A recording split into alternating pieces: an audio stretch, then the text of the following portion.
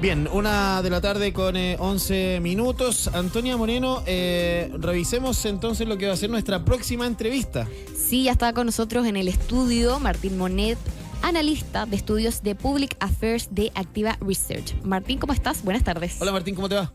¿Cómo estás? Muchas gracias por la invitación. No, gracias a ti por venir. Oye, Martín, revisemos lo que ha sido el fenómeno de Franco Parisi tras la primera vuelta, quien obtuvo casi un 20%, y que tanto los candidatos José Antonio Kast como Janet Jara van por el electorado de Parisi por sus votos. Revisemos un poco el perfil del votante de Franco Parisi.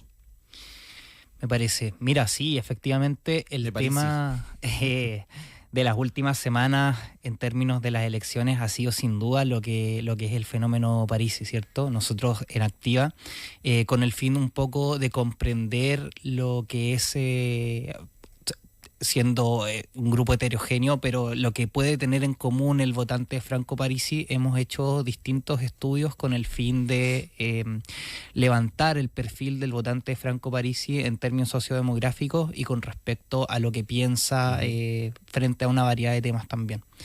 En términos sociodemográficos, comentar que el perfil de Franco Parisi, de esto ya se ha hablado en detalle, son principalmente personas jóvenes, más hombres que mujeres, hasta los 40 años podríamos decir que llega el grupo del voto duro de Franco Parisi, mucho más de regiones que de Santiago, de grupos socioeconómicos bajos y medios bajos, y que en general en términos de definiciones políticas son muy críticos del gobierno de Gabriel Boric. El 75% más o menos de los votantes de Franco Parisi desaprueba el gobierno de Gabriel Boric, y se declaran también como apolíticos, como sin posición política. La mayoría. Ya. Martín, tomando en consideración todos estos factores que tú nos has enumerado, y considerando también el perfil de los otros votantes que también ustedes han estudiado de los otros candidatos, digamos, ¿dónde podría ser factible que estos votantes tuvieran cabida en estos dos candidatos que llegan a esta segunda vuelta? ¿A cuál se acercarían más? A ver, creo que es posible abarcar esa pregunta desde una variedad de factores. Me parece a mí, y según los datos que nosotros hemos recogido, que una de las pulsiones principales que está en los votantes de Franco Parisi es el rechazo hacia la clase política en su conjunto. Franco Parisi ha sabido capitalizar bien eso en términos de sus discursos a propósito de esto, el ni facho ni comunacho, por ejemplo. Claro. Y de la propuesta de bajarle el sueldo a los políticos. Me parece a mí que ese rechazo hacia la clase política en su conjunto se expresa principalmente en términos de un rechazo del gobierno. Y en ese sentido creo que hay una afinidad natural con José Antonio Kast por representar lo que es la no continuidad, ¿cierto? Me parece a mí que por ahí se explica que buena parte de los votantes de Franco Parisi hoy en día se estén yendo hacia José Antonio Kast y no hacia Janet Jara. En términos de lo que creen, podríamos encontrar ciertas similitudes con ambos. Nosotros el mes de octubre, a mediados de octubre, hicimos una serie de preguntas con respecto a lo que las personas creen en términos de lo que debería ser el Estado, ¿cierto? El tamaño del Estado, las funciones del Estado, y nos salieron cosas súper interesantes. Lo primero es que en relación con la población general, el votante Franco Parisi, en su mayoría, casi un 90%, es sumamente crítico de lo que se hace con los impuestos a nivel de la gestión estatal, ¿cierto? Ellos opinan que los impuestos en Chile son demasiado altos para lo que son los servicios que entrega el Estado. Ya. En ese sentido hay una cierta afinidad también con José Antonio Kast. Sin embargo, el votante Franco Parisi no es antiestado, y en ese sentido se diferencia de lo que es, por ejemplo... Es antipolítico, pero no es antiestado. No. Perfecto. No, el votante Franco Parisi, creo que la visión que tiene del Estado, me parece, que tiene que ver con que es un individuo, es un grupo de personas que se encuentra en una situación económica sumamente crítica, que le cuesta llegar a fin de mes si es que llega, y que por ende no aprecia el hecho de que los impuestos sean otro factor más que viene a quitarle dinero del bolsillo, ¿cierto? De lo que se ha ganado con su propio esfuerzo en términos de su dinero, y que además eso resulte en algo que le parece que no le llega en términos de apoyo. Por ahí va la crítica, ¿cierto? No es que sean anti-Estado como per se, como de la idea del Estado, sino que les parece que los beneficios que entrega el Estado, digamos que no le están llegando a ellos, siendo que ellos son quienes están poniendo el impuesto para financiar aquello. Martín Monet, me gustaría preguntarte qué tan impredecible es el electorado de Franco Parisi y si en esta segunda vuelta puede que veamos un alto porcentaje de votos nulos o blancos. Es complicado adentrarse en aquello. Me parece que desde el PDG, desde Pamela Giles, desde Franco Parisi, ha estado esta idea de entrar a invitar a votar nulo. Yo lo que creo es que en una disyuntiva como la que tenemos en segunda vuelta, que enfrenta a una candidata del Partido Comunista y a un candidato de derecha dura, creo que el nivel de carga emocional que tiene una disputa como esa, una dicotomía como esa, me parece que va a provocar que la mayoría de las personas tiendan a tomar una posición. Yo no sé si sea tan exitoso ese llamado a votar nulo. Y me parece que en términos de lo que quiere el votante de Franco Parisi, es un votante sumamente pragmático, que por su falta de definiciones políticas, ideológicas, doctrinarias, podríamos decir, vota por quien le parece que le va a ofrecer mejores soluciones en temas de seguridad, en temas de salud, y en particular algo que es curioso en este grupo de votantes de Parisi es que ellos están más preocupados incluso del tema económico, si uno suma la totalidad de los porcentajes de los problemas relacionados con economía versus los problemas relacionados con seguridad, a diferencia de la población general que está mucho más centrada en lo que es seguridad. Ya, eso está interesante, Martín, porque llegar de manera transversal a cubrir toda la necesidad de la gente es muy difícil, no hay candidato que lo logre. Pero sí, Franco Parisi lo logra en un ámbito y muy destacado y muy marcado, que es el económico.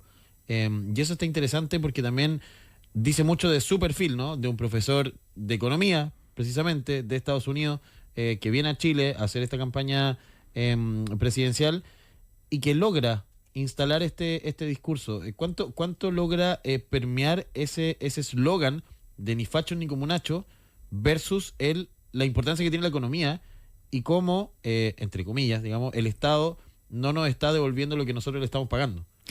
Yo diría que esos son dos de los factores clave que explican la votación que obtuvo Parisi en segunda vuelta. En primer lugar, el haberse hecho cargo exitosamente de esa tensión antiélite y anticlase política que existe en la ciudadanía chilena hoy en día, y en particular en los segmentos socioeconómicos más bajos, que han visto cómo han fracasado a sus ojos gobiernos de izquierda, gobiernos de derecha, que se rechazaron una propuesta constitucional de izquierda, después una de derecha.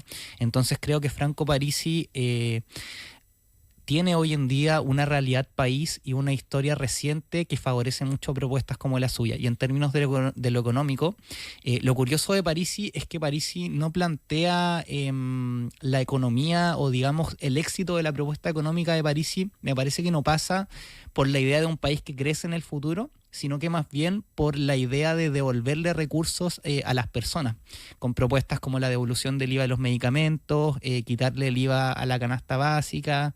Entonces creo que ese discurso que es súper práctico y que aspira a devolverle dinero que el contribuyente percibe que no está siendo bien utilizado y que le hace falta para llegar a fin de mes, es lo que explica este éxito que ha tenido Franco Parisi en esos segmentos de la población en cuanto a lo que son sus propuestas más relacionadas con temas económicos. Martín Monet, profundicemos también en el efecto que tuvo el voto obligatorio en estas elecciones y que uno de los productos en este caso fue el resultado bien significativo que tuvo Franco Parisi, y algo similar ocurrió también con Matías Toledo, alcalde de Puente Alto. Profundicemos en eso, en el efecto del voto obligatorio. Sin duda que es un tema. Esta era una elección impredecible, uno no sabía lo que iba a pasar porque es la primera elección presidencial que tenemos con voto obligatorio y registro automático.